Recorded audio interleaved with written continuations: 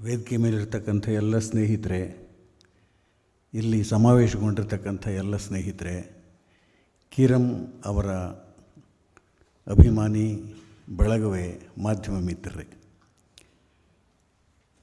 ಇದು ಅಹೋರಾತ್ರಿಯ ಕಾರ್ಯಕ್ರಮ. ಕಾಡುವ ಕೀರಂ, ಈ ಶಬ್ದಗಳಿವೆಯಲ್ಲ, ಅಹೋರಾತ್ರಿ ಮತ್ತು ಕಾಡುವ ಕೀರಂ, ಇವೆರಡಕ್ಕೂ ಒಂದು ಅವಿನಾ ಸಂಬಂಧ ಇದೆ. ಯಾಕೆಂದರೆ ಕೀರಂ ಅಂದ್ರೇನೇ ನಮಗೆ ಕಾವ್ಯ ಪ್ರೀತಿ ಅಂತ, ಸಾಹಿತ್ಯ ಜಂಗಮ. ಅದನ್ನಾಗಲೇ ಅವರು ಮೂಡ್ನಾಕೂಡು ಚಿನ್ನಸ್ವಾಮಿಯವರು ಹೇಳಿದರು. ಒಂದು ರೀತಿಯಲ್ಲಿ ನಮ್ಮ ಅಲೆಮಾರಿಗಳ ಸ್ವಭಾವದೊಳಗಿನ ಒಂದು ಗುಣ ಕೀರಂ ಅವರಲ್ಲಿ ಹೇಗೆ ಮೈವೆತ್ತಿತ್ತು ಅಂತಂದರೆ, ವಲ್ಮೀಕ ಪ್ರಜ್ಞೆಯೊಳಗಿದ್ದೂ ಕೂಡ ಅವರು ಷಣ್ಮುಖ ಪ್ರಜ್ಞೆಯನ್ನು ಅನುಭವಿಸಬಲ್ಲಂಥ ಒಬ್ಬ ಸಂತ. ಇವೆರಡು ವೈರುಧ್ಯಗಳು. ಆದರೆ ನಾನು ರೂಪಕದ ರೀತಿಯೊಳಗೆ ವಲ್ಮೀಕ ಪ್ರಜ್ಞೆ ಮತ್ತು ಷಣ್ಮುಖ ಪ್ರಜ್ಞೆ ಎರಡನ್ನೂ ಹೇಳ್ತಾ ಇರೋದು. ಷಣ್ಮುಖ ಅದೇನಿದ್ರು ಜಗತ್ತು ಸುತ್ತುವ ಇದು, ಇನ್ನೊಂದು ಗಣೇಶ್ ಪ್ರಜ್ಞೆ ಅಂತಾರೆ. ಅದನ್ನು ನಾನು ವಲ್ಮೀಕ ಪ್ರಜ್ಞೆ ಅಂತ ಯಾಕೆ ಹೇಳ್ತಾ ಇದ್ದೀನಿ ಅಂತಂದರೆ, ಕೀರಂ ಸಾಹಿತ್ಯದ ಓದು ಅಂತಂದರೆ, ರಂಗಭೂಮಿಯ ಒಂದು ಅಭಿರುಚಿ ಅಂತಂದರೆ, ಅದಕ್ಕೆ ಎಷ್ಟರ ಮಟ್ಟಿಗೆ ತಮ್ಮನ್ನು ತೆತ್ಕೊಂಡಿದ್ರು ಅನ್ನೋದು ಗೊತ್ತಾಗುವಂಥದ್ದು. ನಾನು ಕೀರಂ ಬಗ್ಗೆ ಒಂದು ನನ್ನ ಆಪ್ತತೆಯ ನೆಲೆಯೊಳಗಿನ ಅನುಭವಗಳನ್ನು ಕೆಲವನ್ನು ಹೇಳಿ ನಾನು ಈ ಕೃತಿಗೆ ಬರೋದಕ್ಕೆ ಇಷ್ಟಪಡ್ತೀನಿ. ನಮಗಿಂತ ಒಂದು 4 ವರ್ಷ ಸೀನಿಯರ್ ಕೀರಂ. ಸೆಂಟ್ರಲ್ ಕಾಲೇಜ್ನಲ್ಲಿ ನಾವು ಓದ್ತಾ ಇದ್ದಂಥ ಹೊತ್ತಿನೊಳಗೆ ಒಂದು ಬಳಗ ಇತ್ತು ನಮ್ಮದು, ಪಿ ಪಿ ಬಳಗ ಅಂತ. ಪಿ ಪಿ ಬಳಗ ಅಂದರೆ ಪೋಲಿ ಪಟಾಲಂ ಬಳಗ ಅಂತ. ಆದರೆ ಆ್ಯಕ್ಚುಲಿ ಅದು ಪ್ರೋಗ್ರೆಸಿವ್ ಪ್ಯೂಪಿಲ್ಸ್ ಬಳಗ. ಅದರಲ್ಲಿ ಇದ್ದಂಥವ್ರು ಯಾರ್ಯಾರು ಕೀರಂ ಇದ್ದರು, ಶ್ರೀನಿವಾಸರಾಜು ಇದ್ದರು, ನಮ್ಮ HSR ಇದ್ದರು, ಇನ್ನೊಬ್ಬರು ವೆಂಕಟರಾಜು ಅಂತ ಇದ್ದರು. ಆಗಾಗ ನಮ್ಮ ರಾಜಗೋಪಾಲ್ ಬರ್ತಾಯಿದ್ರು, ಕಾವ್ಯಂ ರಾಜಗೋಪಾಲ್ ಬರ್ತಾಯಿದ್ರು. ಇನ್ನು ನಾವು ನಮ್ಮ ಕ್ಲಾಸ್ಮೇಟ್ಸ್ ಎಲ್ಲರೂ ಕೂಡ ಹೆಚ್ಚಿನದಾಗಿ ನಮ್ಮ ಶೂದ್ರ ಶ್ರೀನಿವಾಸನಿಂದ ಹಿಡಿದು ಎಲ್ಲರೂ ಕೂಡ ಇದ್ದದ್ದು. ಅದು ಎಲ್ಲಿ ಸೆಂಟ್ರಲ್ ಕಾಲೇಜಿನ ಲೈಬ್ರರಿ ಏನಿತ್ತಲ್ಲ, ಲೈಬ್ರರಿ ಎದುರುಗಡೆ ಇದ್ದಂಥ ಒಂದು ಮರ. ಆ ಮರದ ಕೆಳಗೆ ಕಲ್ಲು ಬೆಂಚು. ಆ ಕಲ್ಲು ಬೆಂಚ್ ಮೇಲೆ ಕೂತ್ಕೊಂಡು ಅದು 4 ಜನ ಆಗ್ಬೋದು, 10 ಜನ ಆಗಬಹುದು. ಜಾಸ್ತಿ ಜನ ಆದಾಗ ಆ ಪಕ್ಕದಲ್ಲಿದ್ದ ಪಾರ್ಕಿಗೆ ಹೋಗಿ ಅಲ್ಲಿ ಕೂತ್ಕೊಂಡಂತೆ ನಾವು ಹರಟೆ ಹೊಡ್ತಾ ಇದ್ದಿದ್ದು. ಹರಟೆ ಅಂತಂದರೆ ಯಾವುದು ಅಂದರೆ, ಪ್ರಸ್ತುತ ಹೆಚ್ಚು ಚರ್ಚೆಗೆ ಒಳಗಾಗುತ್ತಿದ್ದಂಥ ಕೃತಿಗಳನ್ನು ಕುರಿತಂತೆ ಮತ್ತು ರಾಜಕೀಯ ವಿದ್ಯಮಾನಗಳನ್ನು ಕುರಿತಂತೆ ಮಾತನಾಡ್ತಾ ಇದ್ದಿದ್ದು. ಕೀರಂ ಬಂತು ಅಂತಂದರೆ ಇಡೀ ಆ ಚರ್ಚೆಯ ದಿಕ್ಕೇನೇನೆ ಅದು ಒಂದು ಕೀರಂ ಕೇಂದ್ರಿತವಾದ ರೀತಿಯೊಳಗೆ ಹೋಗ್ತಾ ಇದ್ದದ್ದು. ಅದು ನಮಗೆಲ್ರಿಗೂ ಕೂಡ ಅದಕ್ಕೋಸ್ಕರಲೇನೆ ಇವತ್ತು ಕೂಡ ಆ ಪಿ ಪಿ ಬಳಗ ಅನ್ನೋದಿದೆಯಲ್ಲ, ಪಿ ಪಿ ಬಳಗ ಹೆಚ್ಚಿನದಾಗಿ ಸಾಹಿತ್ಯ ಪರಿಚಾರಕ ಬಳಗ. ನಮ್ಮ ಶ್ರೀನಿವಾಸರಾಜು ಅವರಿಗೆ ದೊಡ್ಡ ಉದಾಹರಣೆ, ಸಾಹಿತ್ಯ ಪರಿಚಾರಕರಾಗಿದ್ದಿದ್ದು. ಇದು ನಾವು ಕ್ಲಾಸ್ನ ಒಳಗಡೆ ಕಲಿತದ್ದನ್ನು ಹೆಚ್ಚು ವಿಸ್ತಾರಗೊಳಿಸುವ ರೀತಿಯೊಳಗೆ ನಮ್ಮೆಲ್ಲರನ್ನು ಕೂಡ ಬೆಳೆಸುತ್ತಿದ್ದಂಥ ಪ್ರತಿಭೆಗಳು ಅವು. ಕಾವ್ಯಂ ಇರಬಹುದು, ಕೀರಂ ಇರಬಹುದು, ಇವರೆಲ್ಲರೂ ಕೂಡ ಹೆಚ್ಚು ಬೆಳೆಸ್ತಾ ಇದ್ದವರು. ಏಕೆಂತಂದರೆ ಅವರು ಸೀನಿಯರ್ಸು, ಆಗಲೇ ಮೇಸ್ಟ್ರುಗಳಾಗಿದ್ದವರು. ಆದರೆ ನಮ್ಮ ಜೊತೆಯಲ್ಲಿ ಒಡನಾಟ ಮಾಡಿಕೊಂಡಂತೆ ಅವರು ಹಂಚುತ್ತಿದ್ದಂಥ ವಿಚಾರಗಳಿದೆಯಲ್ಲ, ಅವು ನಮಗೆ ಮಾದರಿಯಾಗಿದ್ದು ಅಂತ ಅನ್ನಿಸ್ತಕ್ಕಂಥದ್ದು ಒಂದು. ನಂತರ ನನಗೆ 15-20 ವರ್ಷ ಆದಮೇಲೆ ಅವರು ಕನ್ನಡ ವಿಶ್ವವಿದ್ಯಾಲಯ ಪ್ರಾರಂಭವಾದ ಮೇಲೆ ಕಂಬಾರ ಇದರಿಂದಾಗಿ ಅವರು ಅಲ್ಲಿಗೆ ಹೋದರು. ಅಲ್ಲಿಗೆ ಹೋದ ಮೇಲೆ ಒಂದು ಕಮ್ಮಟವನ್ನು ಅವರು ಏರ್ಪಡಿಸಿದರು. ಇವ್ರಿಗೆ ಸ್ವಾತಂತ್ರ್ಯ ಕೊಟ್ಬಿಟ್ರು ಕಂಬಾರರು. ಆ ಕಮ್ಮಟ ಯಾವುದು ಅಂತಂದರೆ ಕನ್ನಡ ಕಾವ್ಯ ಪರಂಪರೆ, ಇಷ್ಟೇ ಇಟ್ಕೊಂಡಿದ್ದವರು. ಕನ್ನಡ ಕಾವ್ಯ ಪರಂಪರೆ. ಆ ಕಾವ್ಯ ಪರಂಪರೆಯ ಒಳಗೆ ಕವಿಗಳನ್ನು ಆಯ್ದುಕೊಂಡಂತೆ, ಅವರ ಕೃತಿಗಳನ್ನು ಆಯ್ದುಕೊಂಡಂತೆ 10 ದಿವಸ ಅವರು ಪುಸ್ತಕಗಳ ನೆರವು ಇಲ್ಲದ ರೀತಿಯೊಳಗೆ, ಪುಸ್ತಕಗಳಿರೋ ಪಕ್ಕದಲ್ಲಿ ಪೆಂಡಿಗಟ್ಟಲೆ, ಆದರೆ ಅವರು ಅಸ್ಖಲಿತವಾಗಿ ಓದುತ್ತಿದ್ದದ್ದು, ಹೇಳ್ತಾ ಇದ್ದದ್ದು ಇತ್ತಲ್ಲ, ವಿಚಾರಗಳನ್ನು ಹೇಳ್ತಾ ಇದ್ದದ್ದು ಇತ್ತಲ್ಲ, ಒಬ್ಬೊಬ್ಬ ಕವಿಯನ್ನು ತೆಗೆದುಕೊಂಡಂತೆ ಆಶ್ಚರ್ಯ ಹುಟ್ಟಿಸುವ ರೀತಿಯೊಳಗೆ ಕವಿರಾಜ ಮಾರ್ಗದಿಂದ ಪ್ರಾರಂಭವಾಗಿ ಪಂಪ, ರನ್ನ, ರಾಘವಾಂಕ, ಹರಿಹರ, ಕುಮಾರವ್ಯಾಸ, ಚಾಮರಸ ಎಲ್ಲರನ್ನೂ ಕೂಡ ಮುದ್ದಣ್ಣನವರೆಗೆ ತಂದು ನಿಲ್ಲಿಸಿದ್ದು 10 ದಿವಸಗಳು. ಅವರ ಆ ವ್ಯಾಪಕ ಓದನ್ನು ಕಂಡು ನಮಗೆ ದಿಗ್ಭ್ರಮೆಯಾಗಿರುವ ರೀತಿಯೊಳಗಿನ ಒಂದು ಇದು. ಯಾಕೆ ಅಂತಂದರೆ ಇವತ್ತು ಕೂಡ ನೆನಪಾಗುತ್ತೆ, ಒಂದು ಪುಸ್ತಕ ಇಟ್ಕೊಂಡು ನಾವು ಓದೋದಕ್ಕೆ ತೊಡಗಿದ್ರೆ ಏನಿದಾಗುತ್ತೆ ಅಂತ ಅನ್ನೋದು. ಜೊತೆಗೆ ಅವರು ಅವಿರತವಾಗಿ ಮಾತನಾಡಿದ್ದು. ಬೆಳಿಗ್ಗೆ 8-9 ಗಂಟೆಗೆ ಪ್ರಾರಂಭ ಆಯಿತು ಅಂತಂದರೆ ಸಾಯಂಕಾಲ 6 ಗಂಟೆ ಆದ್ರೂ ಕೂಡ ಅವರೇನು ಬಿಡ್ತಿರಲಿಲ್ಲ. ಮಾತು ಮಾತು ಮಾತು ಮಾತು. ಯಾವ ಮಾತು? ಕೃತಿ ಕುರಿತು ಮಾತು, ವಿಚಾರ. ಊಟಕ್ಕೆ ಹೋದ್ರೆ ಅಲ್ಲೂ ಕೂಡ ಮಾತೇನೇನೆ. ಅಷ್ಟರ ಮಟ್ಟಿಗೆ ಕನ್ನಡ ಸಾಹಿತ್ಯದ ಆ ಕೃತಿಗಳನ್ನು ಎದೆಯಲ್ಲಿ ತುಂಬಿಕೊಂಡಿದ್ದಂತೆ ನಮಗೆ ಅದನ್ನು ಉಣಬಡಿಸಿದ್ದನ್ನು ನೋಡಿದಾಗ ದಂಗು ಹೊಡೆಯುವ ರೀತಿಯೊಳಗಿರ್ತಕ್ಕಂಥದ್ದು. ಅದಕ್ಕೇನೆ ಬಹುಜ್ಞತೆ ಅಂತ ಕಾವ್ಯಮೀಮಾಂಸೆಯೊಳಗೆ ಒಂದು ಪದ ಬರುತ್ತೆ. ಆ ಬಹುಜ್ಞತೆಗೆ ಕೀರಂ ನಮ್ಮ ಕನ್ನಡ ಸಾಹಿತ್ಯದೊಳಗೆ ಒಂದು ದೊಡ್ಡ ಹೆಸರು, ಬಹುಜ್ಞತೆ. ಯಾಕೆಂದರೆ ಅಷ್ಟರ ಮಟ್ಟಿಗೆ ಅವರದ್ದು ಒಂದು ರೀಡಿಂಗ್ ಇದ್ದದ್ದು ಅನ್ನಿಸ್ತಕ್ಕಂಥದ್ದು. ಅದರ ಜೊತೆಗೆ ಇನ್ನೊಂದು ಮುಖ್ಯ ವಿಚಾರ ಅಂತಂದರೆ, ನನಗೆ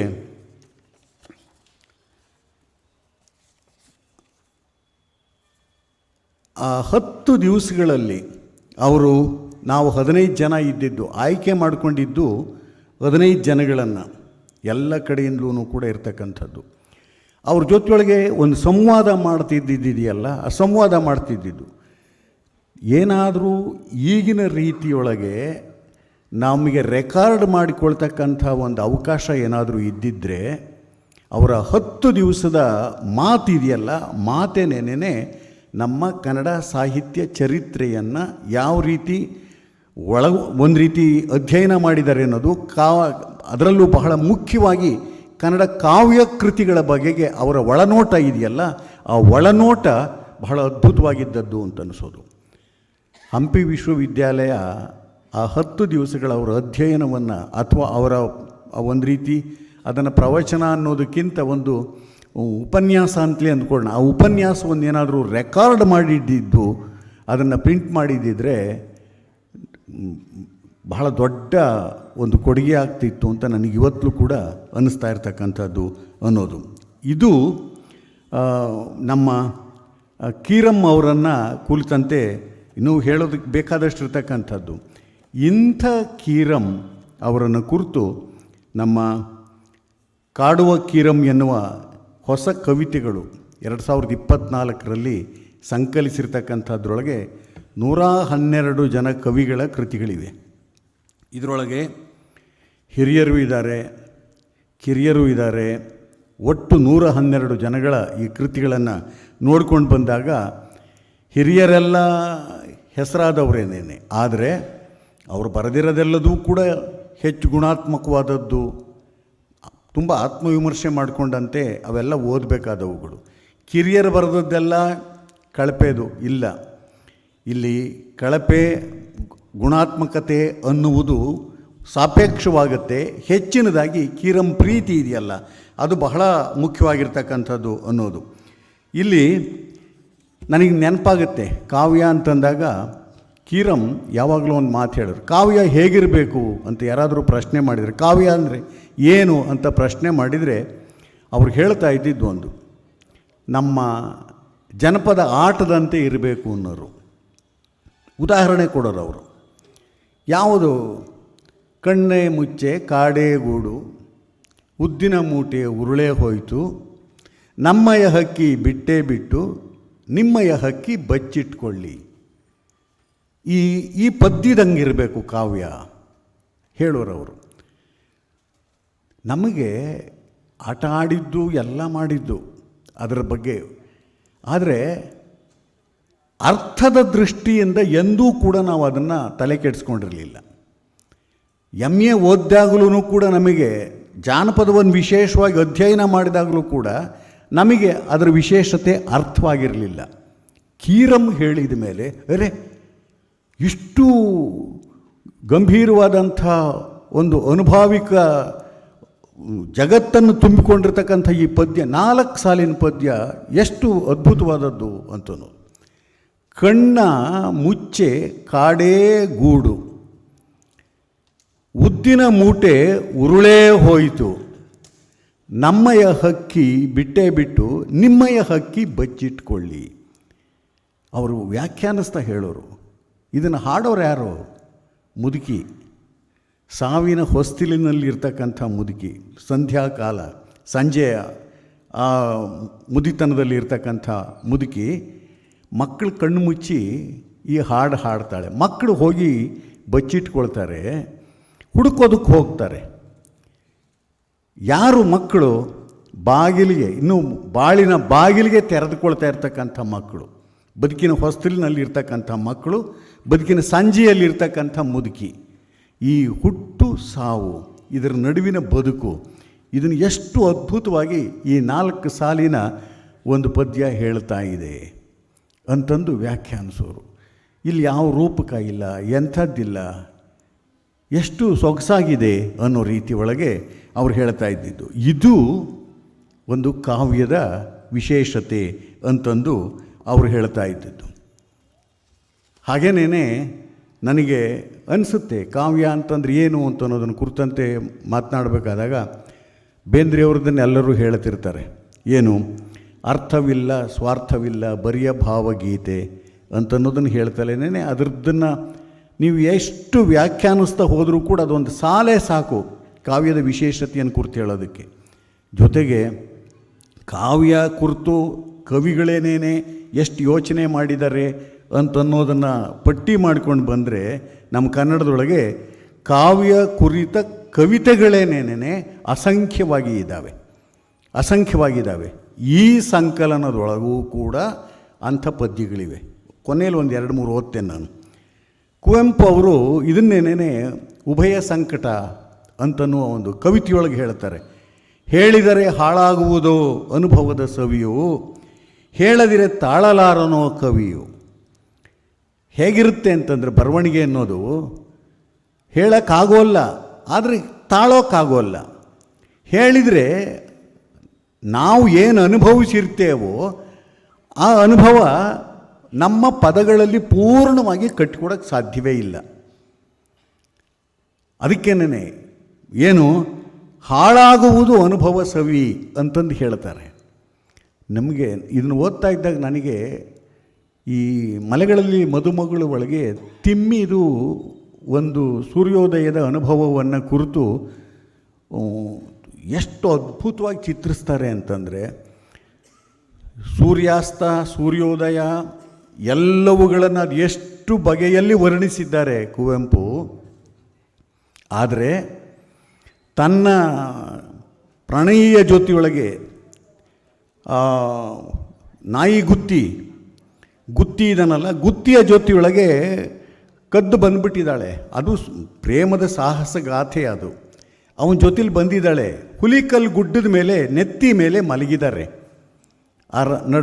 ಬೆಳಗಾಗ್ತಾ ಇದ್ದಾಗ ಇವಳಿಗೆ ಎಚ್ಚರ ಆಗಿಬಿಡುತ್ತೆ ತಿಮ್ಮಿಗೆ. ನೋಡ್ತಾಳೆ ಪೂರ್ವ ದಿಕ್ಕಿನೊಳಗೆ ಸೂರ್ಯ ಹುಟ್ಟುತ್ತಾ ಇದ್ದಾನೆ. ಅವಳು ಬಾಯಿನಲ್ಲಿ ಬರುವ ಶಬ್ದ ಅಯ್ಯೋ ಅಯ್ಯೋ ಅಯ್ಯೋ ಅಯ್ಯೋ ಮಾವ ಮಾವ ಮಾವ ನೋಡೋ ನೋಡೋ ನೋಡೋ. ಈ 3 ಶಬ್ದಗಳನ್ನು 3 ಸಾರಿ ಅನುವಾದಿಸಿದ ರೀತಿಯೊಳಗೆ ಅವಳು ಹೇಳ್ತಾಳೆ. ಬೇರೆ ಏನೂ ಶಬ್ದಗಳಲ್ಲಿ ಅದನ್ನು ವರ್ಣಿಸೋಕೆ ಆಗೋಲ್ಲ.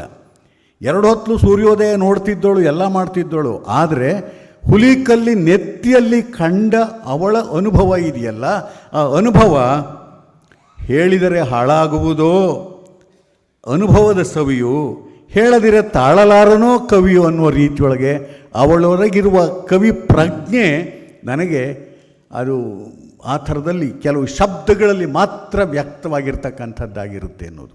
ಆದರೆ ಅವಳ ಸಂಭ್ರಮ ಇದೆಯಲ್ಲ, ಆ ಸಂಭ್ರಮ, ಆ ಕೂಗಿಕೊಳ್ತಕ್ಕಂಥದ್ದು, ಅವನು ಏನೋ ಆಯಿತೇನೋ ಅಂತ ದಿಗ್ನೆದ್ದು ಅವನು ನೋಡೋದು, ಇದೆಲ್ಲದೂ ಕೂಡ ಒಂದು ಕವಿತೆ ಹುಟ್ಟುವ ಒಳಗಿನ ಉಭಯ ಸಂಕಟದ ಆ ಸಂವೇದನೆಯನ್ನು ಕುರಿತಂತೆ ಇರ್ತಕ್ಕಂಥದ್ದು. ಅದನ್ನು ಅವರು ಸೊಗಸಾಗಿ ಹೇಳ್ಕೊಂಡು ಹೋಗ್ತಾ ಇರ್ತಾರಲ್ಲಿ. ಇದು ಬಹಳ ಮುಖ್ಯವಾಗಿ ಕವಿತೆ ಅಂದರೆ ಏನು ಅನ್ನೋದನ್ನು ಕುರಿತಂತೆ ಕುವೆಂಪು ಅವರ ದೃಷ್ಟಿಯೊಳಗೆ ಬೇಕಾದಷ್ಟು ಬೇರೆ ಬೇರೆ ಪದ್ಯಗಳು ಕೂಡ ಇರ್ತಕ್ಕಂಥದ್ದಾಗಿದೆ. ಇದು ಇಂಥ ಈ ಕವಿತೆಗಳನ್ನು ನಾವು ನೋಡ್ಕೊಂಡು ಬಂದಾಗ ನಮ್ಮಲ್ಲಿ ಸಾಕಷ್ಟು ಪದ್ಯಗಳು ಬಂದಿವೆ. ನನಗೆ ನಾನು ಕೀರಂ ಬಗ್ಗೆ ಮಾತನಾಡಬೇಕು ಅಂತಂದಾಗ ಸಿದ್ಧಲಿಂಗಯ್ಯನವ್ರನ್ನ ನಾನು ಮರೆಯೋಕ್ಕಾಗೋದಿಲ್ಲ. ಯಾಕೆ ಅಂದರೆ ಸಿದ್ಧಲಿಂಗಯ್ಯನವ್ರದ್ದು ಹೊಲೆಮಾದಿಗರ ಹಾಡು ಬಂದಾಗ ಇಕ್ರಲ ಒದಿರ್ಲ ಇವ್ರ ಚಮಡ ಎಬ್ಬರ್ಲ ಈ ವಾಕ್ಯಗಳನ್ನು ಇದು ಪದ್ಯವಾ, ಇದು ಕವಿತೆಯ ಒಂದು ಪ್ರಶ್ನೆ ಹಾಕಿದವರಿದ್ದಾರೆ. ಆದರೆ ಅದಕ್ಕೆ ಒಂದು ಕವಿತ್ವದ ಮಹತ್ವವನ್ನು, ಚಾರಿತ್ರಿಕ ಮಹತ್ವವನ್ನು ತಮ್ಮ ವ್ಯಾಖ್ಯಾನದ ಮುಖೇಣವಾಗಿ ತಂದುಕೊಟ್ಟವರೇನೇನೆ ಕೀರಂ. ಅದಕ್ಕಿಂತ ಮುಂಚೆ ನೀವು ಗಮನಿಸಿ, ಯಾರೂ ಗಮನಿಸಿರಲಿಲ್ಲ. ಆದರೆ ಗಮನಿಸಬೇಕು, ನಾನು ತಿಮ್ಮಿ ಹೆಸರು ಹೇಳಿದೆ. ನಮ್ಮ ಕನ್ನಡ ಸಾಹಿತ್ಯದೊಳಗೆ ಸಿಟ್ಟು ಕೂಡ ಒಂದು ಕಾವ್ಯವಾಗುತ್ತೆ ಅನ್ನೋದಕ್ಕೆ ಇದು ಒಂದು ಉದಾಹರಣೆ. ಆದರೆ ಈ ಬಹುತ್ವ ಭಾರತದೊಳಗೆ ಬಹುಮೂಲದಿಂದ ಬಂದಿರತಕ್ಕಂಥ ದನಿಗಳಲ್ಲಿ ನಾವು ಗಮನಿಸಿದಾಗ ಎಷ್ಟು ದನಿಗಳು ಅಕ್ಷರ ಲೋಕದೊಳಗೆ ಪ್ರಥಮ ಸ್ಥಾನದೊಳಗೆ ಬಂದಿರತಕ್ಕಂಥದ್ದು ಅಂತ ಯೋಚನೆ ಮಾಡಿದರೆ ನನಗೆ ಬಹಳಷ್ಟು ಅನ್ನಿಸ್ತಕ್ಕಂಥದ್ದು, ಈ ಚಳುವಳಿಗಳ ಸಂದರ್ಭದಲ್ಲಿ ಮಾತ್ರ ಈ ಚಾತುರ್ವರ್ಣ ವ್ಯವಸ್ಥೆಯ ಒಳಗೆ ಅಸ್ಪೃಶ್ಯ ಲೋಕದಿಂದ ಬಂದಿರತಕ್ಕಂಥ ದನಿಗಳು ಸ್ಥಾನ ಪಡ್ಕೊಂಡಿದ್ದಾವೆ. ಬೇರೆ ಬೇರೆ ಮೂಲಗಳಿಂದ ಬಂದಿರತಕ್ಕಂಥ ಕಾಯಕ ದನಿಗಳು ಸ್ಥಾನ ಪಡ್ಕೊಂಡಿದ್ದಾವೆ. ಆದರೆ ನಮ್ಮ ಜಾನಪದದಲ್ಲಿ ಬಿಡಿ ಬೇಕಾದಷ್ಟಿದೆ. ಜಾನಪದದಲ್ಲಿ ಇರ್ತಕ್ಕಂಥದ್ದನ್ನು ಯಾವತ್ತೂ ಕೂಡ 70ರ ದಶಕದವರೆಗೂ ಕೂಡ ಯಾರೂ ಅಷ್ಟು ಗಂಭೀರವಾಗಿ ತಗೊಂಡಿರಲೇ ಇಲ್ಲ. 60ರ ದಶಕದಲ್ಲಿ ಪ್ರಾರಂಭವಾಯಿತು ತಾತ್ಸಾರದಲ್ಲೇನೇನೆ. 70ರ ದಶಕದಲ್ಲಿ ಅದರ ಬಗ್ಗೆ ಹೆಚ್ಚಿನ ಆಸ್ಥೆಯನ್ನು ವಹಿಸಿದ ರೀತಿಯೊಳಗೆ ಅದನ್ನು ಬೇರೆ ಬೇರೆ ಜ್ಞಾನ ಶಿಸ್ತುಗಳ ನೆಲೆಯಲ್ಲಿ ಅಧ್ಯಯನಕ್ಕೆ ತೊಡಗಿಸಿಕೊಂಡದ್ದು ಆಗಲೇನೇನೆ. ಆದರೆ ಅದಕ್ಕೆ ಪೂರ್ವದೊಳಗೆ ಅದು ಗೊರವರ ಡೊಂಡುಚಿ, ಬೀರರ ಬೀದಿವರೆ ತಿರಸ್ಕರಿಸಲ್ಪಟ್ಟಿರ್ತಕ್ಕಂಥದ್ದು. ಇಂಥ ಮೂಲದ ದನಿಗಳು ಅಕ್ಷರಕ್ಕೆ ತೆರೆದುಕೊಂಡು ಮಾತನಾಡಿದ್ದು ಅಕ್ಷರದ ದಾಖಲೀಕರಣದಲ್ಲಿ ನಮಗೆ ಕೇಳಿಸ್ತಾ ಇರತಕ್ಕಂಥದ್ದು ನಮ್ಮ ಸಾಹಿತ್ಯ ಚರಿತ್ರೆಯೊಳಗೆ ಅಂದರೆ 12ನೇ ಶತಮಾನದಲ್ಲೇನೆ. ನಾನು ಸಿದ್ಧಲಿಂಗಯ್ಯನವ್ರನ್ನ ಹೇಳೋದಕ್ಕೆ ಮುಂಚೆ 12ನೇ ಶತಮಾನದಲ್ಲಿ ಮಾತ್ರ ಈ ತರಹದ ಅಸ್ಪೃಶ್ಯ ಮೂಲದ ನೋವಿನ ದನಿ ನಮಗೆ ಕೇಳಿರೋದನ್ನು ನಾವು ಗಮನಿಸಬಹುದು. ಎಷ್ಟು ಅಸಂಖ್ಯ ದನಿಗಳಲ್ಲಿ ಕಾಯಕ ಮೂಲದ ದನಿಗಳು ತೆರೆದು ಮಾತನಾಡಿರ್ತಕ್ಕಂಥದ್ದು. ಹೆಣ್ಣುಗಳು ಅಷ್ಟೇನೇನೆ. ಅಲ್ಲಿ ಆ ದನಿಗಳಲ್ಲಿ ಡೋಹರ ಸಿದ್ಧಲಿಂಗಯ್ಯನವ್ರನ್ನ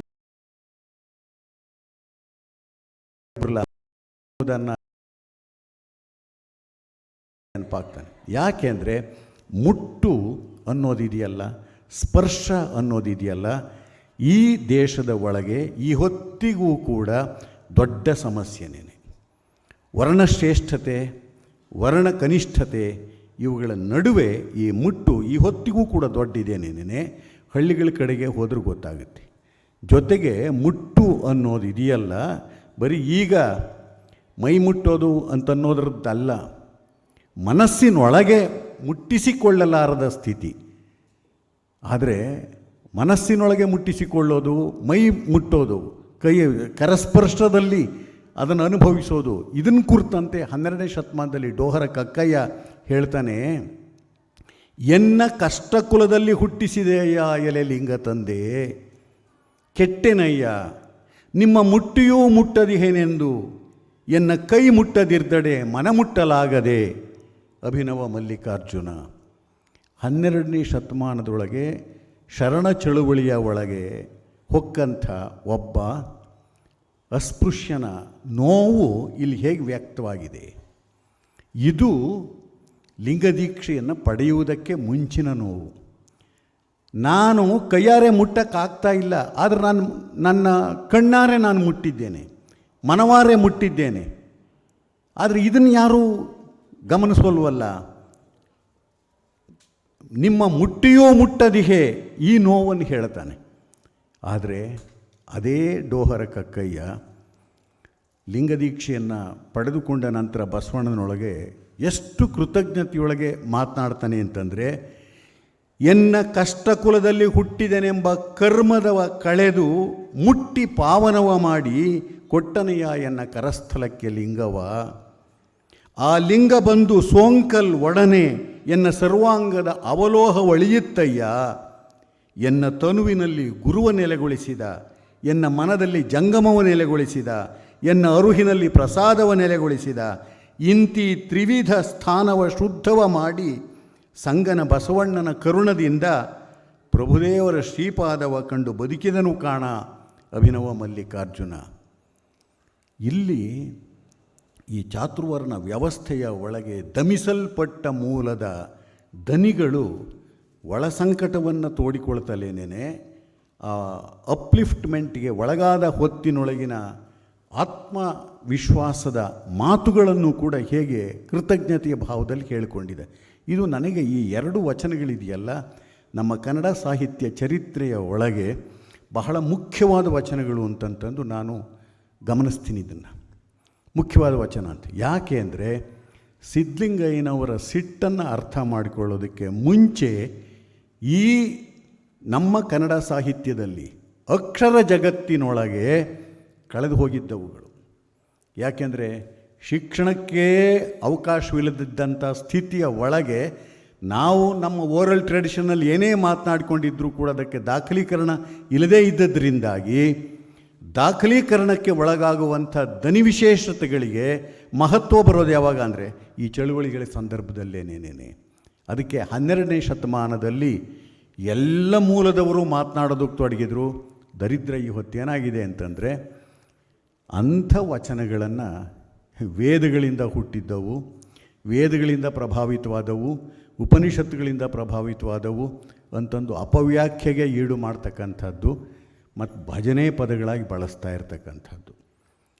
ನಮ್ಮ ಕನ್ನಡದ ಬದುಕನ್ನು, ಪ್ರಜ್ಞೆಯನ್ನು ಎಚ್ಚರಗೊಳಿಸಿದಂಥ ಮೊಟ್ಟ ಮೊದಲ ದ್ರಾವಿಡ ಚಳವಳಿ ಯಾವುದಾದ್ರೂ ಇತ್ತು ಅಂತಂದರೆ ಅದು ಇಡೀ ದಕ್ಷಿಣ ಭಾರತದ ಸಾಹಿತ್ಯದೊಳಗೆ ಅದು ವಚನ ಚಳವಳಿ, ಮೊಟ್ಟ ಮೊದಲ ದ್ರಾವಿಡ ಚಳವಳಿ. ಅಂಥ ದ್ರಾವಿಡ ಚಳವಳಿಯ ಉಪಉತ್ಪನ್ನದ ರೀತಿಯೊಳಗಿರ್ತಕ್ಕಂಥ ವಚನಗಳು ಅನುಭವಲೋಕದ ಅಭಿವ್ಯಕ್ತಿ ರೂಪಗಳು. ಅನುಭವಲೋಕದ ಅಭಿವ್ಯಕ್ತಿ ರೂಪಗಳು ಏನು ಕಾವ್ಯ ಅಂದರೆ ಇದು ಬಹಳ ಮುಖ್ಯ. ಅನುಭವವೇ ದ್ರವ್ಯವಾದ ರೀತಿಯೊಳಗೆ ಮಾತನಾಡಿರ್ತಕ್ಕಂಥ ಕಾವ್ಯಗಳು. ನಿಮ್ಮ ಯಾವ ಕಾವ್ಯ ಮೀಮಾಂಸೆಯ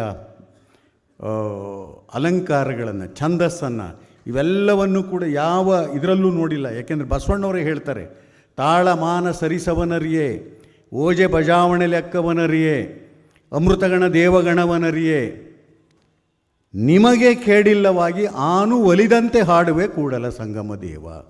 ನಿಮಗೆ ಕೇಡಿಲ್ಲವಾಗಿ ಅಂದರೆ ಯಾರಿಗೆ? ಸಮಾಜಕ್ಕೆ ಕೇಡಿಲ್ಲವಾಗಿ. ಸಮಾಜಕ್ಕೆ ಕೇಡಿಲ್ಲವಾಗಿ ನಾನು ಒಲಿದಂತೆ ಹಾಡ್ತೇನೆ. ಇದೇ ನಮ್ಮ ದ್ರಾವಿಡ ಕಾವ್ಯ ಮೀಮಾಂಸೆ, ಇದೇ ನಮ್ಮ ಕನ್ನಡ ಕಾವ್ಯ ಮೀಮಾಂಸೆ.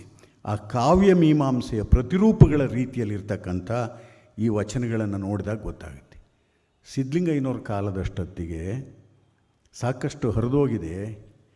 ಅಕ್ಷರ ಜಗತ್ತಿಗೆ ತೆರೆದುಕೊಂಡಿರ್ತಕ್ಕಂಥ ಮೊದಲನೆಯ ಪೀಳಿಗೆಯವರು ನಾವುಗಳೆಲ್ಲರೂ ಕೂಡ ಆ ತೆರೆದುಕೊಂಡಂಥ ಹೊತ್ತಿನೊಳಗೆ ಒಂದು ಎಚ್ಚರ ಇದೆ. ಆ ಎಚ್ಚರದ ಜೊತೆಯೊಳಗೆ ಸಹಜವಾಗಿ ಒಂದು ಸಿಟ್ಟಿದೆ. ಯಾಕೆ ಸಿಟ್ಟು? ನಮಗೆ ಇಷ್ಟೆಲ್ಲ, ನಮ್ಮ ಸಮುದಾಯಗಳಿಗೆ ಇಷ್ಟೆಲ್ಲ ವಂಚನೆಯಾಗಿದೆ ಅನ್ನುವ ಸಿಟ್ಟಿದೆಯಲ್ಲ, ಆ ಸಿಟ್ಟು ಸಿದ್ಧಲಿಂಗಯ್ಯನವ್ರಿಗೆ ಈ ತರಹದಲ್ಲಿ ಬಂದಿರತಕ್ಕಂಥದ್ದು. ಇದು ಬಂಡಾಯ ದಲಿತ ಹುಟ್ಟುವ ಮುಂಚಿನ ರಚನೆಗಳು. ಹೊಲೆಮಾದಿಗರ ಹಾಡು ಇದೆಯಲ್ಲ, ಬಂಡಾಯ ಸಂಘಟನೆ, ದಲಿತ ಸಂಘಟನೆ ಹುಟ್ಟುವ ಪೂರ್ವದ ಮಾತುಗಳಿವೆಲ್ಲವೂ ಕೂಡ, ದನಿಗಳಿವೆಲ್ಲವೂ ಕೂಡ. ಆನಂತರದಲ್ಲಿ ಬಿಡಿ ಬೇಕಾದಷ್ಟು ಬಂದರು.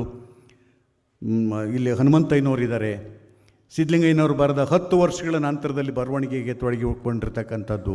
ಅವರೊಳಗೆ ಈ ಸಿಟ್ಟಿಲ್ಲ. ಆದರೆ ನೋವಿದೆ. ಆ ನೋವು ಹೇಗೆ ದನಿ ಪಡ್ಕೊಂಡೈತೆ? ಚಿನ್ನಸ್ವಾಮಿಯವರಿದ್ದಾರೆ, ನಾನೊಂದು ಮರವಾಗಿದ್ದಾರೆ,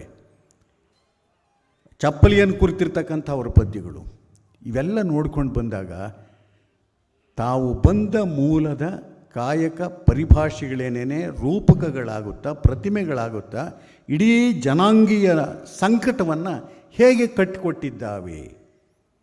ಇದು ಕನ್ನಡ ಸಾಹಿತ್ಯ. ಅದಕ್ಕೋಸ್ಕರಲೇನೆ ಈ ಹೊತ್ತು ಕೂಡ ನನಗೆ ಕಾಣಿಸ್ತಕ್ಕಂಥದ್ದು ಕನ್ನಡ ಸಾಹಿತ್ಯ ಚರಿತ್ರೆಯೊಳಗೆ ಚಳುವಳಿಯ ಕಾಲಘಟ್ಟದೊಳಗೆ ದಮಿಸಲ್ಪಟ್ಟ ದನಿಗಳು ಮಾತನಾಡುವುದಕ್ಕೆ ತೊಡಗಿದವು. ನೀವು ನೋಡಿ, ನವೋದಯದಲ್ಲೇ ನೋಡಿ, 20ನೇ ಶತಮಾನದಲ್ಲಿ ನವೋದಯದಲ್ಲಿ ಎಲ್ಲರೂ ಮಾತನಾಡಿದರು, ಅಕ್ಷರಕ್ಕೆ ತೆರೆದುಕೊಂಡಿದ್ದಂಥವ್ರು. ಆದರೆ ಕುವೆಂಪು ಇಲ್ಲದ ನವೋದಯವನ್ನು ನೆನಪಿಸಿಕೊಂಡರೆ ಎಂಥ ಶೂನ್ಯ ಇದೆ. ಯಾಕೆಂದರೆ ಕುವೆಂಪು ದಮಿಸಲ್ಪಟ್ಟ ಎಲ್ಲ ಶ್ರಮಿಕ ವರ್ಗದ ಪರವಾಗಿ ಎತ್ತಿದ ದನಿ ಕುವೆಂಪುದು ಒಂದೇನೆ. ಇನ್ನು ಮಿಕ್ಕವುಗಳನ್ನು ನೋಡ್ಕೊಂಡು ಬನ್ನಿ, ನಿಸರ್ಗೋಪಾಸನೆ ಅದು ಇದು ಏನೇನೋ ಬರುತ್ತೆ, ಆಧ್ಯಾತ್ಮ ಮತ್ತೊಂದು.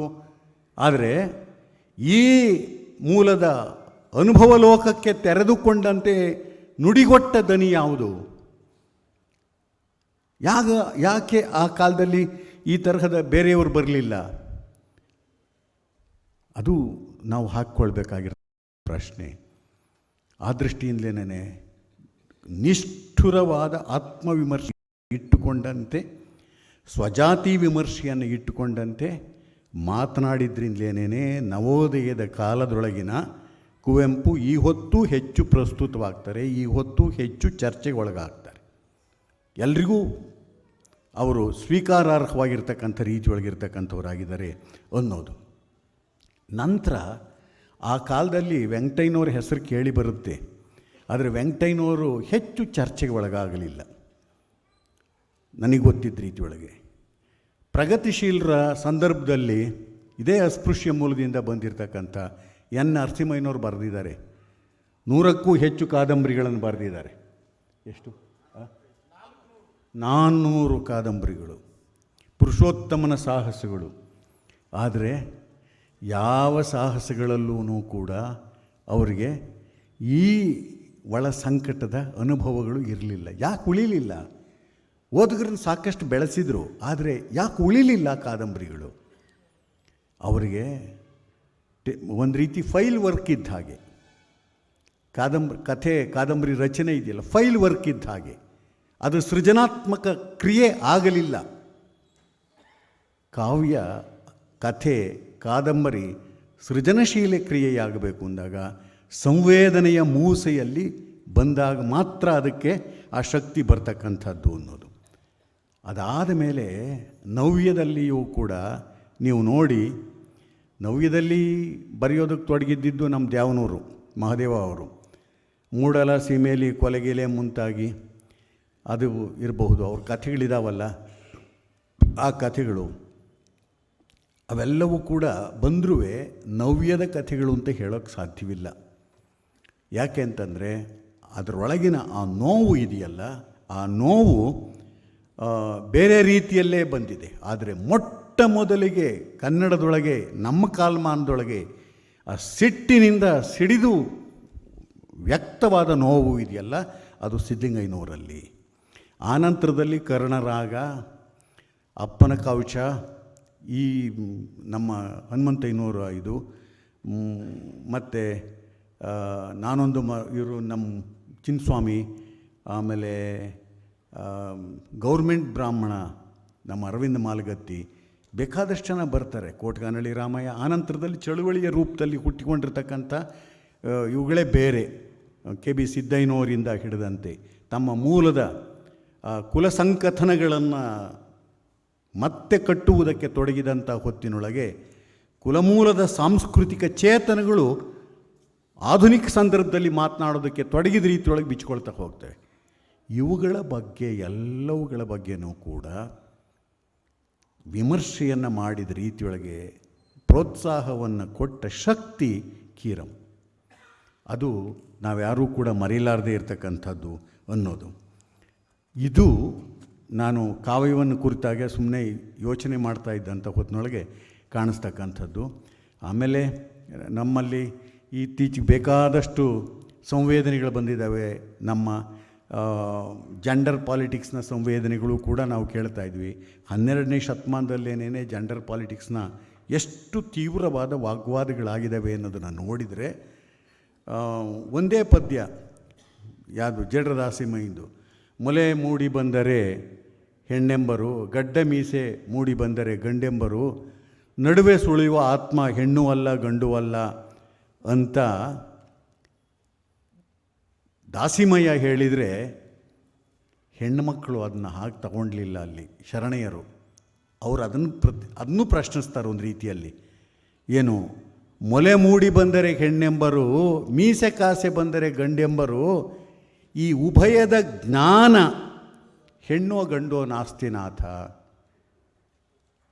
ಅಲ್ಲಿ ಬೈಫರ್ಕೇಟ್ ಮಾಡಿ ಆತ್ಮವನ್ನು ಮಾತ್ರ ಹೇಳಿದರೆ ಅದನ್ನೆಲ್ಲ ಹಾಕಿ ಆತ್ಮವನ್ನು ಮುಂದೆ ಮಾಡೋದಿಲ್ಲ. ಜ್ಞಾನವನ್ನು, ಪ್ರಜ್ಞೆಯನ್ನು, ಅರಿವನ್ನು ಮುಂದಿಟ್ಟು ಹೇಳ್ತಾಳೆ. ಈ ಅರಿವು, ಈ ಜ್ಞಾನ, ಉಭಯದ ಜ್ಞಾನ ಇದೆಯಲ್ಲ, ಇದು ಹೆಣ್ಣೋ ಗಂಡೋ? ಇದು ಇದೆಯಲ್ಲ, ಹೆಣ್ಣಿನೊಳಗೆ ಗಂಡು, ಗಂಡಿನೊಳಗೆ ಹೆಣ್ಣು, ಈ ದ್ವಂದ್ವಾತ್ಮಕ ಮನಸ್ಥಿತಿಯ ವಿಪರ್ಯಾಸಗಳನ್ನು ತುಂಬ ಸೂಕ್ಷ್ಮವಾಗಿ ಅವಲೋಕಿಸಿದಂತೆ ಸಂವೇದಿಸಿ ಬರೆದಿರ್ತಕ್ಕಂಥ ಶರಣೆಯರು 12ನೇ ಶತಮಾನದಲ್ಲೇ ಇದ್ದಾರೆ. ಅದನ್ನು ನಾವು ಗಮನಿಸಬಹುದಾಗಿರ್ತಕ್ಕಂಥದ್ದು.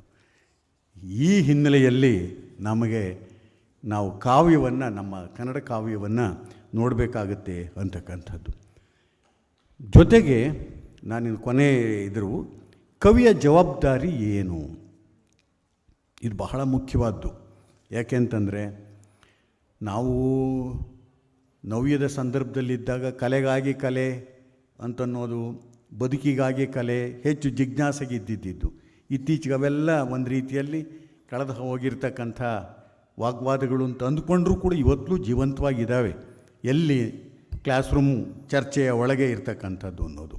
ಆ ರೀತಿಯಲ್ಲಿ ಈ ಕಾವ್ಯವನ್ನು ಕುರಿತು ನನಗೆ ಹೇಳಬೇಕು ಅಂತಂದಾಗ ಒಂದು ಘಟನೆ ನೆನಪಾಗುತ್ತೆ. ನಮ್ಮ ಕಾಲಮಾನದಲ್ಲಿನೇ ಇಥಿಯೋಪಿಯಾದ ಬರಗಾಲದ ಬಡತನದ ಸನ್ನಿವೇಶವನ್ನು ಕುರಿತಂತೆ ಒಂದು ಘಟನೆ ನೆನಪಾಗುತ್ತೆ. ಒಬ್ಬ ಫೋಟೋಗ್ರಾಫರ್ ರಾಬರ್ಟ್ ಕೆಮ್ಲಿನ್, ಅವನು ಇಥಿಯೋಪಿಯಾಕ್ಕೆ ಹೋಗಿರ್ತಾನೆ.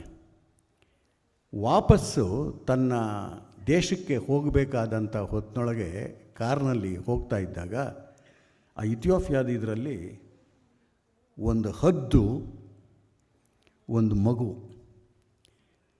ಆ ಮಗು ತೆವಳ್ಕೊಂಡು ಮುಂದೆ ಹೋಗ್ತಾಯಿದೆ. ಹದ್ದು ಆ ಮಗುವನ್ನು ಹಿಂಬಾಲಿಸಿಕೊಂಡು ಎರಗುವುದಕ್ಕೆ ಆ ಮಗುವಿನ ಕಡೆಗೆ ಅದು ಒಂದೊಂದೇ ಪುಟ್ಟ ಹೆಜ್ಜೆ ಇಟ್ಕೊಂಡು ಬರ್ತಾಯಿದೆ. ಇವನು ತಕ್ಷಣ ಕಾರ್ನಲ್ಲಿದ್ದವನು ಇಳಿದು ಏನು ಮಾಡ್ತಾನೆ, ಅದನ್ನು ಕ್ಲಿಕ್ಕಿಸ್ತಾನೆ. ಅದಕ್ಕೆ ಅಂತಾರಾಷ್ಟ್ರೀಯ ಪ್ರಶಸ್ತಿ ಬರುತ್ತೆ. ಆ ಫೋಟೋಗೆ ಅಂತಾರಾಷ್ಟ್ರೀಯ ಪ್ರಶಸ್ತಿ ಬಂದ ನಂತರದೊಳಗೆ ಒಬ್ಬ ಪತ್ರಕರ್ತ ಅವನನ್ನು ಕೇಳ್ತಾನೆ, ಆಯಿತು ಈ ಪ್ರಶಸ್ತಿನೂ ತೊಗೊಂಡ್ರಿ, ಎಲ್ಲ ಆಯಿತು, ಆ ಮಗು ಏನಾಯಿತು? ಈ ಪ್ರಶ್ನೆ ಹಾಕ್ತಾನೆ. ಮಗು ಏನಾಯಿತು ಅಂದಾಗ, ಇಲ್ಲ ಅದೇನಾಯಿತು ನನಗೆ ಗೊತ್ತಿಲ್ಲ. ಯಾಕೆ ಅಂತಂದರೆ 800 ಮೀಟರ್ ದೂರದೊಳಗೆ ಆ ಮಗು ಅನ್ನಕ್ಕಾಗಿ ಹೋಗ್ತಾ ಇರುತ್ತೆ. ಅಲ್ಲಿ ಕ್ಯಾಂಪ್ ಇರುತ್ತೆ, ಅಲ್ಲಿ ಅನ್ನ ವಿತರಣೆ ಮಾಡುವ, ಫುಡ್ ವಿತರಣೆ ಮಾಡ್ತಕ್ಕಂಥ ಕ್ಯಾಂಪ್ ಇರುತ್ತೆ. 800 ಮೀಟ್ರ್ ತೆವಳ್ಕೊಂಡು ಹೋಗ್ತಾ ಇರುತ್ತೆ. ನಿನಗೆ ಏನು ಕಾಡಿಸ್ಲೇ ಇಲ್ವಾ? ಆ ಪತ್ರಕರ್ತ ಪ್ರಶ್ನೆ ಆಗ್ತಾನೆ. ಇಲ್ಲ, ನನಗೆ ಫ್ಲೈಟಿಗೆ ಟೈಮ್ ಆಗ್ತಾಯಿತ್ತು. ಫ್ಲೈಟಿಗೆ ಟೈಮ್ ಆಗ್ತಾ ಇದ್ದಿದ್ದರಿಂದಾಗಿ ನಾನು ಅದರ ಕಡೆ ಗಮನ ಕೊಡಲಿಲ್ಲ, ನಾನು ಹತ್ತಿ ಬಂದುಬಿಟ್ಟೆ. ಹಾಗಿದ್ದರೆ ನಿನ್ನ ಫೋಟೋಗ್ರಫಿ ಕಲೆಯ ಸಾರ್ಥಕ್ಯ ಇಷ್ಟೇನಾ ಕೇಳ್ತಾನೆ. ನಿನ್ನ ಜವಾಬ್ದಾರಿ ಇಷ್ಟೇನಾ? ಒಂದು ಫೋಟೋ ತೆಗೆದುಬಿಟ್ರೆ ಮುಗೀತು ಅಂತಲ್ಲ ಅಂತಂದು. ಈ ಪ್ರಶ್ನೆ ರಾಬರ್ಟ್ ಕೆವ್ಲಿನನ್ನು ಎಷ್ಟು ಕಾಡೋದಕ್ಕೆ ತೊಡಗುತ್ತೆ ಅಂತಂದರೆ, ನಿದ್ರೆಗಳನ್ನು ಕಳ್ಕೊಳ್ತಾನೆ. ಆ ನಿದ್ರೆಗಳನ್ನು ಕಳ್ಕೊಂಡು ಆ ಪಾಪದ ಪಶ್ಚಾತ್ತಾಪ ಎಷ್ಟು ಇದಾಗುತ್ತೆ ಅಂದರೆ ಆತ್ಮಹತ್ಯೆ ಮಾಡ್ಕೊಳ್ತಾನೆ. ಅವನು ಒಬ್ಬ ಸಾಮಾಜಿಕ ಜವಾಬ್ದಾರಿಯನ್ನು ಅರ್ಥ ಮಾಡಿಕೊಂಡಂಥ ಕಲೆಗಾರ, ಲೇಖಕ, ಸಾಹಿತಿ ಯಾರೇ ಇರಲಿ, ಅವನು ಈ ತರಹದ ಹೊಣೆಗೇಡಿತನವನ್ನು ತೋರಿಸಿದರೆ ಅವನ ಆತ್ಮಸಾಕ್ಷಿ ಕುಕ್ಕಬೇಕು. ಆತ್ಮಸಾಕ್ಷಿ ಕುಕ್ಕಲಿಲ್ಲ ಅಂದರೆ ಅವನು ಮನುಷ್ಯನಾಗುವಲ್ಲ. ಈ ಅಂಶವನ್ನೇ ಕುರಿತೇನೇನೆ ನಮ್ಮಲ್ಲಿ ನಮ್ಮ ವರ್ತಮಾನದ ಸಂದರ್ಭದೊಳಗೇನೇನೆ ವಿದ್ಯಮಾನಗಳು ನಡೀತಾ ಇವೆ. ಈ ನಡೆಯುವ ವಿದ್ಯಮಾನದೊಳಗೆ ನಾವು ಎಷ್ಟು ಜಾಗೃತರಾಗಿದ್ದೇವೆ. ನಮ್ಮ ಚಿನ್ನಸ್ವಾಮಿಯವರು ಹೇಳಿದರು, ಈಗಿರಬೇಕಾಗಿತ್ತು ಕೀರಂ, ಈಗಿರಬೇಕಾಗಿತ್ತು ಲಂಕೇಶ್, ಅನಂತಮೂರ್ತಿ, ತೇಜಸ್ವಿ, ರಾಮದಾಸ್, ಇವ್ರುಗಳ ಹೆಸರನ್ನೆಲ್ಲ ತೆಗೆದ್ರು. ಅಂದರೆ ಇರಬೇಕಾಗಿತ್ತು, ಸರಿ ಇದ್ದೀವಲ್ಲ ನಾವೇನು ಮಾಡ್ತಾ ಇದ್ದೇವೆ? ಇದು ಎಲ್ಲ ಕಾಲದ ಸೃಜನಶೀಲ ಮನಸ್ಸುಗಳು ಕೂಡ, ಪ್ರಜ್ಞಾವಂತ ಮನಸ್ಸುಗಳು ಕೂಡ ಹಾಕಿಕೊಳ್ಳಬೇಕಾದ ಪ್ರಶ್ನೆ. ಈ ಪ್ರಶ್ನೆಯನ್ನು ಹಾಕಿಕೊಳ್ಳದೆ ಹೋದರೆ ನಾವೆಲ್ಲರೂ ಅವಕಾಶವಾದಿಗಳೇನೇನೆ. ಎಲ್ಲರೂ ಅವಕಾಶವಾದಿಗಳಷ್ಟೇ ಅಲ್ಲ, ನಾವೆಲ್ಲರೂ ಕೂಡ ಸೋಗಲಾಡಿಗಳೇನೇನೆ, ಹಿಪೋಕ್ರೇಟ್ಸ್. ಶಾಂತಿಯ ಕಾಲದಲ್ಲಿ ಕ್ರಾಂತಿಯ ಮಾತನಾಡೋದು, ಕ್ರಾಂತಿ ಮಾಡಬೇಕಾದ ಹೊತ್ತಿನಲ್ಲಿ ಜಾಣ ಮೌನ ವಹಿಸುವುದು, ಈ ಹಿಪೋಕ್ರಸಿ ಇದೆಯಲ್ಲ, ಈ ಹಿಪೋಕ್ರಸಿ ಸಾಹಿತ್ಯಕ್ಕಲ್ಲ, ಕಲೆಗಲ್ಲ, ಯಾವುದೇ ರಂಗಭೂಮಿಗೂ ಕೂಡ ಅಲ್ಲ. ಇದು ಬಹಳ ಮುಖ್ಯ. ಅದನ್ನು ಕುರಿತೇನೇನೆ ಒಬ್ಬ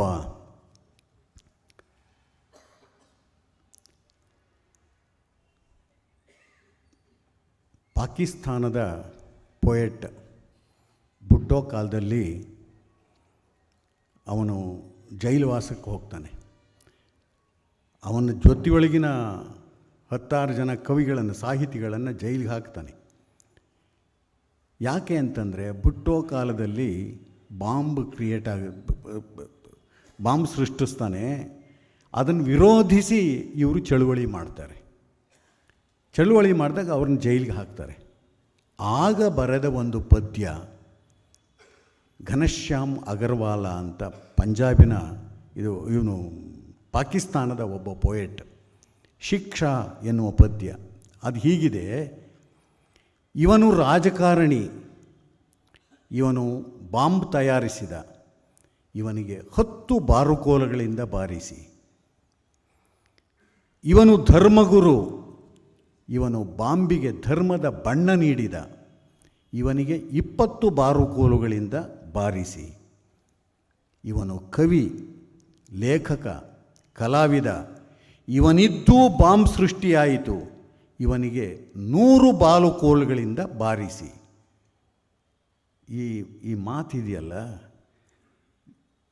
ಹೆಚ್ಚಿನದಾಗಿ ಜವಾಬ್ದಾರಿ ರಹಿತರಾದ ರೀತಿಯೊಳಗೆ ವರ್ತಿಸುವ ಈ ಹಿಪೋಕ್ರೆಟಿಕ್ ಸಾಹಿತಿಗಳನ್ನೇ, ಕಲಾವಿದರುಗಳನ್ನೇ ಕುರಿತಂತೆ ಆಡಿರ್ತಕ್ಕಂಥದ್ದು. ನಮಗೆ ಸಾಮಾಜಿಕ ಜವಾಬ್ದಾರಿ ಇದೆ, ಸಾಹಿತ್ಯಕ್ಕೊಂದು ಸಾಮಾಜಿಕ ಜವಾಬ್ದಾರಿ ಇದೆ ಅನ್ನುವುದನ್ನು ಕುರಿತಂತೆ ಹೇಳಿರ್ತಕ್ಕಂಥದ್ದು. ಅದೇ ಪಂಜಾಬಿನ 2 ಹೊತ್ತು ಯುದ್ಧಗಳ ನಾಡಿನೊಳಗೆ ಬದುಕ್ತಾ ಇರ್ತಕ್ಕಂಥ ಒಬ್ಬ ಕವಿ ರಾಮ್ ಸಿಂಗ್ ಚಹಾಲ್ ಅನ್ನೋನು. ಅವನು ಒಂದು ಪದ್ಯದಲ್ಲಿ ಹೇಳ್ತಾನೆ, ಚಿನ್ನಸ್ವಾಮಿಯವರು ಹೇಳಿದರು, ಯುದ್ಧಗಳು ನಡೀತಾ ಇದ್ದಾವೆ, ನಾವೇನು ಮಾಡ್ತಾ ಇದ್ದೀವಿ? ಕಾವ್ಯ ಅನ್ನೋದು ಎಲ್ಲರ ಮನಸ್ಸನ್ನು ಕಟ್ಟುವಂಥದ್ದು. ಯಾಕೆಂದರೆ ಗೋಡೆಗಳು ಏಳ್ತಾ ಇದ್ದಾವೆ, ಸೇತುವೆಗಳು ಬೀಳ್ತಾ ಇದ್ದಾವೆ, ನಾವು ಸಂಬಂಧ ಸೇತುವೆಗಳನ್ನು ಕಟ್ಟಬೇಕಾದಂಥವ್ರುಗಳು ಎನ್ನುವ ಮಾತನ್ನು ಹೇಳಿದ್ದಿದ್ದು. ಈ ಚೆಹಾಲ್ ಅವನು ಕೂಡ ಹೇಳ್ತಾನೆ, ಕಾವ್ಯದ ಅಗತ್ಯ ಏನು ಅಂತನ್ನೋದನ್ನು. ಗೆಳೆಯ, ಕವಿತೆಗಳಿಲ್ಲದಿದ್ದರೆ ತಾಯಿ ಮಕ್ಕಳಿಗೆ ಆಶೀರ್ವಾದ ಮಾಡಲಾಗುವುದಿಲ್ಲ. ಗೆಳೆಯ, ಕವಿತೆಗಳಿಲ್ಲದಿದ್ದರೆ ಮನೆ ಕಲ್ಲಾಗಿ ಉಳಿಯುತ್ತದೆ, ಮನೆಯಾಗಿ ಇರುವುದಿಲ್ಲ. ಗೆಳೆಯ, ಕವಿತೆಗಳಿಲ್ಲದಿದ್ದರೆ ಯುದ್ಧಗಳನ್ನು ನಿಲ್ಲಿಸಲಾಗುವುದಿಲ್ಲ. ಗೆಳೆಯ, ಕವಿತೆಗಳಿಲ್ಲದಿದ್ದರೆ ಮನುಷ್ಯ ಏನಾದರೂ ಆಗಬಹುದು, ಮನುಷ್ಯನಾಗಿ ಉಳಿಯುವುದಿಲ್ಲ. ಕಾವ್ಯಕ್ಕೆ ಇರುವ ಶಕ್ತಿ ಅದು. ಕೀರಂ ಕಾವ್ಯದ ಒಡನಾಟವನ್ನು ಹೆಚ್ಚು ಇಟ್ಕೊಂಡಿದ್ರು ಅಂತಂದರೆ ತನ್ನ ಹತ್ತಿರಕ್ಕೆ ಬರೋರನ್ನು ಮನುಷ್ಯರನ್ನಾಗಿ ರೂಪಿಸಬೇಕು ಎನ್ನುವ ಏಕೈಕ ಗುರಿಯನ್ನು ಇಟ್ಟುಕೊಂಡಂತೆ. ಸಾಹಿತ್ಯದ ಸಹವಾಸ ಅಂತಂದರೆ ಸಹೃದಯತ್ವದ ವಿಕಾಸ ಎನ್ನುವ ಭಾವದೊಳಗೆ ಅದನ್ನು ಉಪಾಸಿಸಿದರು. ಉಪಾಸಿಸು ಎನ್ನುವ ಶಬ್ದವನ್ನು ವಿತ್ ಕೋಟ್ಸ್ ನಾನು ಕನ್ನಡ ಇದು ಸಾಹಿತ್ಯ ಕ್ಷೇತ್ರಕ್ಕೆ ಅನ್ವಯಿಸಿದಂತೆ ಹೇಳ್ತಾ ಇದ್ದೀನಿ, ಯಾವುದೇ ಧಾರ್ಮಿಕ ಕ್ಷೇತ್ರಕ್ಕಲ್ಲ. ಯಾಕೆ ಅಂತಂದರೆ ಪೊಯೆಟ್ರಿ ಈಸ್ ಎ ರಿಚುಯಲ್ ಎಂದು ಭಾವಿಸಿದ್ದವರು ಕೀರಂ. ಈ ತರಹದೊಳಗೆ ಕಾವ್ಯಕ್ಕೆ ಇರತಕ್ಕಂಥ ಒಂದು ಶಕ್ತಿ ಅನ್ನೋದು. ಇಲ್ಲಿ ಕೀರಂ ಬಗ್ಗೆ ಇವತ್ತೆಲ್ಲ ಈ ಕವಿಗಳು ಬಂದಿದ್ದಾರೆ ಅಂತ ಕಾಣಿಸುತ್ತೆ. ಎರಡು ಪದ್ಯಗಳನ್ನು ಓದಿ ನನ್ನ ಮಾತಿಗೆ ವಿರಾಮ ಕೊಡ್ತೇನೆ. ಕಾವ್ಯ ಕುರಿತೇನೇನೆ ಅವನು ಹೇಳಿರ್ತಕ್ಕಂಥದ್ದು. ಕಾವ್ಯದ ಒಳಗೆ ಏನಿರಬೇಕು, ಕೂಡ್ಲೂರು ವೆಂಕಟಪ್ಪ ಅನ್ನೋ ಕವಿ ಹೇಳ್ತಾರೆ ನೋಡಿ ಇಲ್ಲಿ. ಕಾವ್ಯದ ಒಳಗೆ ಏನಿರಬೇಕು, ಕಾವ್ಯದ ಒಳಗೆ ರಂಗಿರಬೇಕು. ಆ ರಂಗು ಬರಿಯ ಕಣ್ಣಿನ ರಂಗಲ್ಲ, ಮಣ್ಣಿನ ರಂಗು, ಭಾವದ ರಂಗು, ಬದುಕಿನ ರಂಗು. ಬದುಕಿನ ರಂಗು ತುಂಬಿ ತುಂಬಿ ಬರಬೇಕು. ಕಾವ್ಯದ ಒಳಗೆ ಏನಿರಬೇಕು, ಕಾವ್ಯದ ಒಳಗೆ ಗುಂಗಿರಬೇಕು. ಆ ಗುಂಗು ಬರೀ ಕಿವಿ ತುಂಬುವ ಗುಂಗಲ್ಲ, ಹೂವಿನ ಮಕರಂದವ ಹೀರಿ ಮಧು ಮಾಡುವ ಜೇನಿನ ಗುಂಗಾಗಿರಬೇಕು. ಕಾವ್ಯದ ಒಳಗೆ ಏನಿರಬೇಕು, ಕಾವ್ಯದ ಒಳಗೆ ಮಿಂಚಿರಬೇಕು. ಆ ಮಿಂಚು ಕೋರೈಸುವುದಲ್ಲ, ನಗೆ ಚಿಮ್ಮಿಸಿ ಬಗೆ ಅರಳಿಸಿ ವದನ ಹೊಳೆಯಿಸುವ ಮಿಂಚಾಗಿರಬೇಕು. ಕಾವ್ಯದ ಒಳಗೆ ಏನಿರಬೇಕು, ಕಾವ್ಯದ ಒಳಗೆ ಸಂಚಿರಬೇಕು. ಆ ಸಂಚು ಜೀವಹತ್ಯೆಯದಲ್ಲ, ಗಡಿಕಾಯುವ ದೇಶಪ್ರೇಮಿ ವೀರಯೋಧನ ಜೀವರಕ್ಷಕದ್ದಾಗಿರಬೇಕು.